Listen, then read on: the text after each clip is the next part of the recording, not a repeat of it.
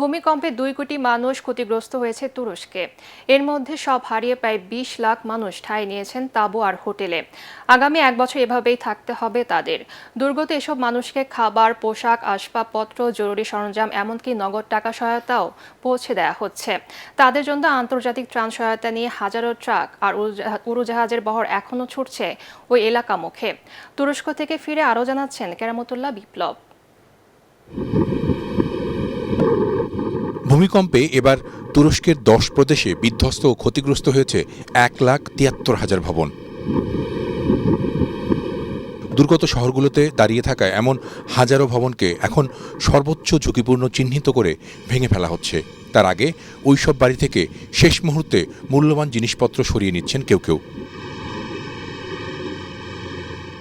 এসব ফ্ল্যাট ভবনের সচ্ছল বাসিন্দাদের আশ্রয় এখন তাঁবুতে।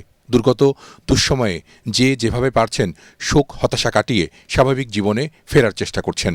মানবিক সহায়তা নিয়ে তাদের পাশে ছুটে গেছে বিশ্বের বহু দেশ ও আন্তর্জাতিক সংস্থা, যা আর কখনো দেখা যায়নি। They have been opened some 200 trucks for WFP and the rest of the humanitarian community have crossed the border, starting to bring in important supplies for our operations. প্রয়োজনীয় খাবার ও দরকারি সামগ্রী নিতে এখানে ওখানে ছুটতে hচ্ছে না ভূমিকম্প দুর্গতদের। নিয়ম করে তাদের কাছেই এসব সামগ্রী পৌঁছে দিচ্ছেন স্বেচ্ছাসেবীরা। 10 ilde olan bu felaket arka arkaya 2 tane deprem oldu biliyorsunuz. তুরস্ক সিরিয়ার ভূমিকম্প দুর্গত এলাকায় পৌঁছানোর জন্য এখনও ত্রাণবাহী ট্রাকের লাইন লেগে আছে সীমান্তের ওইসব পথে। বিমানবন্দরে প্রতিদিন মানবিক সহায়তা নিয়ে পৌঁছাচ্ছে বিভিন্ন দেশ থেকে আসা ত্রাণ পরিবহন বিমান।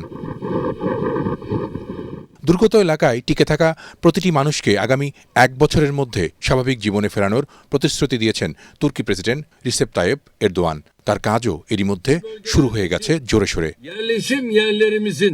কেরামতুল্লাহ বিপ্লব, ATN বাংলা।